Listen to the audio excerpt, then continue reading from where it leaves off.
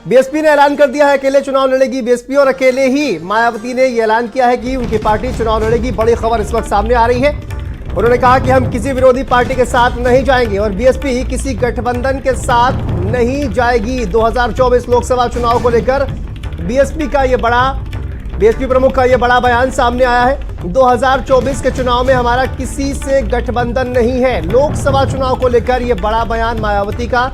एक बार फिर से कहा जाए कि अपना स्टैंड मायावती ने एक बार फिर से क्लियर कर दिया है। आज मायावती का जन्मदिन और इसी पर प्रेस वार्ता करते हुए मायावती ने यह महत्वपूर्ण बयान दिया है गठबंधन को लेकर और बीएसपी के लोग चुनाव की तैयारी करें, बीएसपी अकेले ही चुनाव लड़ेगी। अपने तमाम कार्यकर्ताओं को मायावती ने यह संदेश दिया है। अब बात करते हैं विरोधी पार्टियों की। देखिए, मायावती का अखिलेश यादव पर भी हमला, जहां पर सपा अध्यक्ष को उन्होंने कहा कि सपा अध्यक्ष गिरगिट की तरह रंग बदलते हैं और बीएसपी के लोग ऐसे लोगों से सावधान रहें। मायावती ने इंडिया गठबंधन में शामिल होने से साफ इनकार कर दिया और किसी भी गठबंधन से हमें फायदा नहीं होता है। ताजा उदाहरण ये है कि अभी हाल ही में विपक्ष के इंडिया गठबंधन को लेकर जिस प्रकार से सपा मुखिया ने एक सोची समझी रणनीति के तहत बीएसपी के लोगों को गुमराह करने के उद्देश्य से कुछ ही घंटों के अंदर बीएसपी प्रमुख के प्रति गिरगिट की तरह अपना रंग बदला है, तो उससे भी पार्टी के लोगों को जरूर सावधान रहना है। हमारी पार्टी लोकसभा के ये आम चुनाव अकेले ही लड़ेगी तथा देश की जातिवादी, पूंजीवादी, संकीर्ण व सांप्रदायिक सोच रखने वाली सभी विरोधी पार्टियों से अपनी दूरी बना के रखेगी। अर्थात हमारी पार्टी यहाँ किसी भी गठबंधन व पार्टी के साथ मिलकर ये चुनाव नहीं लड़ेगी। 22 जनवरी को राम मंदिर को लेकर जो भी कार्यक्रम होने के लिए जा रहा है, उसका हमारी पार्टी को कोई भी ऐतराज नहीं है, उसका हम स्वागत करते हैं। और आगे चलकर जब बाबरी मस्जिद को भी लेकर ऐसा कोई प्रोग्राम होता है तो फिर उसको भी लेकर हमारी पार्टी को कोई भी ऐतराज नहीं होगा, उसका भी हम स्वागत करेंगे, क्योंकि आप लोगों को मालूम है कि हमारी पार्टी धर्मनिरपेक्ष पार्टी है।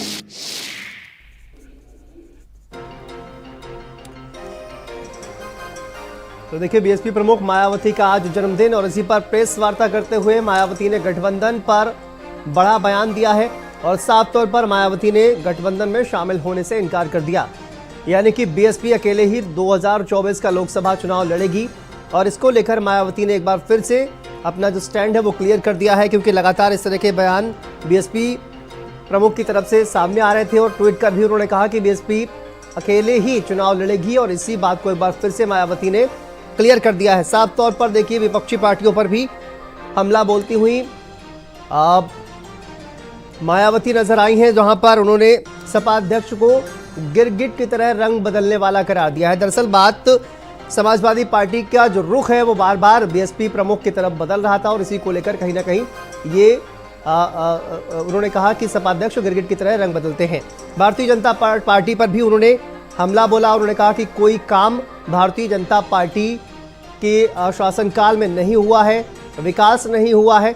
तो इस तरह से बीजेपी पर भी हमला बोलती हुई नजर आई हैं बीएसपी प्रमुख मायावती और अकेले ही बीएसपी चुनाव लड़ेगी और किसी भी विरोधी पार्टी के साथ नहीं जाएंगी। हालांकि इलेक्शन के बाद क्या जो रणनीति है वो बनेगी, ये देखने वाली बात होगी, लेकिन फिलहाल गठबंधन को लेकर बीएसपी प्रमुख का यह महत्वपूर्ण बयान सामने आया है और 2024 को लेकर मायावती ने साफ ऐलान कर दिया है कि बीएसपी किसी के साथ गठबंधन नहीं करेगी और बीएसपी अकेले ही चुनाव लड़ेगी। इसको लेकर बीएसपी के तमाम जो कार्यकर्ता हैं उनसे एक तरह से आह्वान भी बीएसपी प्रमुख ने कर दिया है कि तमाम जो कार्यकर्ता हैं वो 2024 लोकसभा चुनाव की तैयारी करें। तो बीएसपी अकेले ही चुनाव लड़ेगी। गठबंधन को लेकर मायावती का ये बड़ा बयान सामने आया है। उन्होंने कहा कि बीएसपी किसी भी गठबंधन में शामिल नहीं होगी। मायावती की पार्टी बीएसपी अकेले ही 2024 का चुनाव लड़ेगी और इसको लेकर उन्होंने कई तथ्य भी रखे हैं। तो देखिए, तमाम बातें मायावती के द्वारा कही गई है गठबंधन को लेकर, राम मंदिर को लेकर, क्या कुछ उन्होंने कहा, चलिए आपको सुनाते हैं। ताजा ताजा उदाहरण ये है कि अभी हाल ही में विपक्ष के इंडिया गठबंधन को लेकर जिस प्रकार से सपा मुखिया ने एक सोची समझी रणनीति के तहत बीएसपी के लोगों को गुमराह करने के उद्देश्य से कुछ ही घंटों के अंदर बीएसपी प्रमुख के प्रति गिरगिट की तरह अपना रंग बदला है, तो उससे भी पार्टी के लोगों को जरूर सावधान रहना है। हमारी पार्टी लोकसभा के ये आम चुनाव अकेले ही लड़ेगी तथा देश की जातिवादी, पूंजीवादी, संकीर्ण व सांप्रदायिक सोच रखने वाली सभी विरोधी पार्टियों से अपनी दूरी बना के रखेगी। अर्थात हमारी पार्टी यहाँ किसी भी गठबंधन व पार्टी के साथ मिलकर ये चुनाव नहीं लड़ेगी। 22 जनवरी को राम मंदिर को लेकर जो भी तो देखिए, बीएसपी प्रमुख का ये बड़ा बयान सामने आया है, किसी भी गठबंधन में शामिल नहीं होगी। और इसी पर बात करेंगे, हमारे साथ दिनेश शर्मा जी, पूर्व डिप्टी सीएम हमारे साथ जुड़ गए हैं। दिनेश शर्मा जी, बहुत स्वागत है आपका भारत समाचार पर। किस तरह से देखते हैं मायावती ने जो ये ऐलान किया है, तो वो गठबंधन में शामिल नहीं होंगी और इसके अलावा उन्होंने कहा कि हाई कास्ट जो वोट है वो बीएसपी को ट्रांसफर नहीं होता है, और ये कांग्रेस पार्टी, समाजवादी पार्टी, इन पर भी हमला बोलती हुई नजर आई और बीजेपी पर भी उन्होंने तीखा प्रहार किया। नहीं, देखिए, हर पार्टी की अपनी रणनीति होती है और उसको अपने चुनावी जो योजना है उसको बनाने का अधिकार है। बीएसपी ने बनाया है, ये उनका अधिकार है। लेकिन जहां तक भारतीय जनता पार्टी का इससे कोई संबंध की बात है, तो भारतीय जनता पार्टी ने जब सपा और कांग्रेस साथ में मिलकर लड़ी तब हराया, जब सपा और बसपा मिलकर लड़ी तब उनको हराया, और जब सपा बसपा के साथ अप्रत्यक्ष रूप में कांग्रेस थी तब इनको हराया। ये अलग भी हारे, मिलकर भी हारे। इसलिए बीजेपी की सेहत पर ना तो असर पड़ता है ये मिलकर लड़े और ना ही असर पड़ता है ये अलग लड़े। इनका हारना निश्चित है और बीजेपी का जीतना निश्चित है, ये दो बातें तय हैं। उन्होंने कहा सर कि बीजेपी और कांग्रेस पार्टी, समाजवादी पार्टी अगर मजबूती से चुनाव लड़ेगी तो बीएसपी को फायदा होगा। ये मजबूती से चुनाव नहीं लड़ते हैं, ये उनका संकेत कहीं ना कहीं दिखाई दिया। देखिए, बीजेपी कैडर बेस्ड पार्टी है। नीति रीति सिद्धांत और प्रधानमंत्री के और मुख्यमंत्री के विकास कार्यों का आधार पर चुनाव मैदान पे पार्टी चुनाव लड़ती है और विजय प्राप्त करती है। भी 3 राज्यों में हमने विजय प्राप्त किया जी। सपा, कांग्रेस और अन्य दलों का क्या गठबंधन है ये तो वही बता सकते हैं। उनका केवल सत्ता बंधन है, सत्ता के लिए वो बंधे रहेंगे और जिस दिन लगेगा सत्ता नहीं है तो वो सारे रिश्ते नाते तोड़कर वो फिर अपने पुराने भेष में आ जाएंगे। तो इसलिए ये मानना कि किसी भी गठबंधन से और किसी गठबंधन ना होने से बीजेपी को कोई नफा या नुकसान है, ये इसकी सोच भी गलत है, क्योंकि ये सब मिले हैं तब भी हारे हैं और अलग अलग लड़े हैं तब भी हारे हैं। यदि गठबंधन में मायावती शामिल होती हैं तो भारतीय जनता पार्टी को तो सर ऐसा लगता है कि नुकसान हो जाएगा, क्योंकि भाजपा की भी जो नजर है वो कहीं ना कहीं दलित वोट बैंक पर है। आपने देखा नहीं, जब मायावती जी और समाजवादी पार्टी आपस में लड़ रहे तो हमने 50% से ऊपर वोट पाया था, और निश्चित मानिए ये बीजेपी के लिए लाभदायक है कि आपस में मिलकर लड़े। बीजेपी को किसी के मिलकर लड़ना या अलग लड़ना, इससे दोनों से कोई ना तो इतराज है ना डर है। डर इन लोगों को बीजेपी से है, बीजेपी को इन लोगों से डर नहीं है। बिल्कुल। और देखिए, कहीं ना कहीं भारतीय जनता पार्टी का ये कहा जा रहा है कि बीएसपी, समाजवादी पार्टी जिस तरह से आरोप लगाती है कि बीएसपी जो है वो बीजेपी के इशारों पर काम करती है, लेकिन आज बीएसपी प्रमुख ने भारतीय जनता पार्टी पर भी हमला बोला है। उन्होंने कहा कि भारतीय जनता पार्टी के शासनकाल में कोई विकास कार्य नहीं हुए हैं, किसी तरह का कोई डेवलपमेंट नहीं हुआ है। देखिए, ये तो जनता बताती है कि डेवलपमेंट हुआ कि नहीं हुआ है, ये नेता थोड़ी बताते हैं। जनता को लगा है कि डेवलपमेंट हुआ है। एक एक्सप्रेस वे भी आधा बना था, आज 17 एक्सप्रेस वे बने हैं। 2 हवाई अड्डे थे, आज 20 हवाई अड्डे हैं। एक भी मेट्रो नहीं थी, आज 6 मेट्रो है। आज पहले 2 मेडिकल कॉलेज थे, अब आज हर जिले में 75 जिलों में मेडिकल कॉलेज बन रहा है।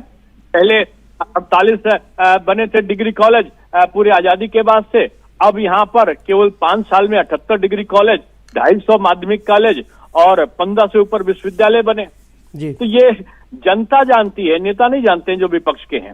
विपक्ष के नेता तो केवल जाति का आपस में लड़ाना, उनको तोड़ना और किस प्रकार से उन्माद पैदा करें, इसमें महारत उनको हासिल है। उनको विकास कार्यों से कोई लेना देना नहीं है। दिनेश शर्मा जी, बहुत बहुत शुक्रिया हमसे बातचीत करने के लिए। दिनेश शर्मा जी राज्यसभा सांसद और पूर्व वित्त सीएम हमारे साथ जुड़े हुए थे और देखिए कई महत्वपूर्ण विचार उन्होंने रखे। और सुरेंद्र राजपूत जी हमारे साथ जुड़ गए हैं। सुरेंद्र जी, बहुत स्वागत है आपका भारत समाचार पर। बीएसपी प्रमुख मायावती का आज जन्मदिन है और गठबंधन को लेकर उन्होंने साफ तौर पर कह दिया है कि वो किसी गठबंधन में शामिल नहीं होंगी।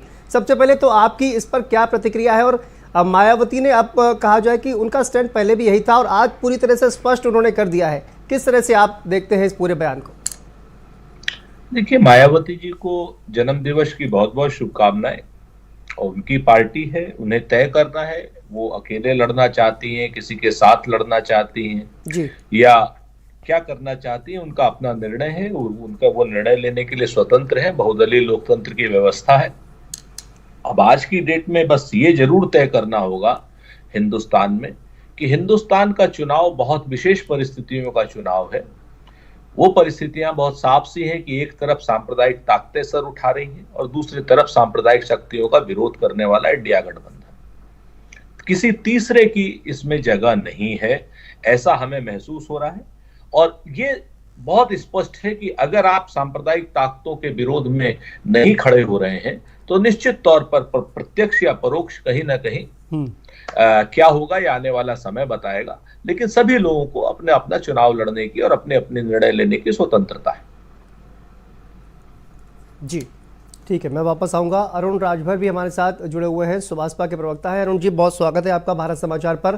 किस तरह से आप देखते हैं ये पूरा जो बयान गठबंधन को लेकर? उन्होंने साफ तौर पर मायावती जी ने ये स्पष्ट कर दिया है गठबंधन में शामिल नहीं होंगी और कहा जाए कि अब आपके लिए तो अच्छी बात है। देखिए, सबसे पहले तो माननीय बहन जी को उनके जन्मदिन की ढेर सारी शुभकामनाएं और वो स्वस्थ रहें और सुखद रहें और अब अपने राजनीतिक की यात्रा को आगे बढ़ाते रहें। देखिए, उनकी पार्टी का वो उनका व्यक्तिगत वो निजी अपना राजनीतिक फैसला है कि वो किसके साथ गठबंधन करेंगे, किसके साथ नहीं करेंगे। लेकिन एक बात तो ये सच है कि जो बहन जी ने निर्णय लिया है, इससे विपक्ष की खेमा में ये हताशा और निराशा तो साफ झलक रहा है। क्योंकि उन लोगों ने लंबे समय तक तो बहन जी के साथ जलील किया, उनको ऐसा बयान देकर के उनको अपमानित किया कि न कांग्रेस के साथ जाने की स्थिति में पैदा हो पाई, न वो समाजवादी पार्टी लगातार उनको जिस तरीके से प्रोफेसर राम गोपाल जी बयान देते थे, श्री अखिलेश यादव जी बयान देते थे, तो कहीं न कहीं बहन जी का जो स्टैंड है वो स्पष्ट है। देखिए, हम लोग विकास की यात्रा के साथ हैं। हम 500 मीली मेट्रो लाइन पर निर्माण करवा रहे हैं। 51 करोड़ लोगों को बैंक खाते मिल रहे हैं। हम 4 करोड़ पक्के मकान सरकार हमारी दे रही है। पानी के 11 करोड़ कनेक्शन दे रहे हैं। 10 करोड़ लोगों को मुफ्त सिलेंडर दे रहे हैं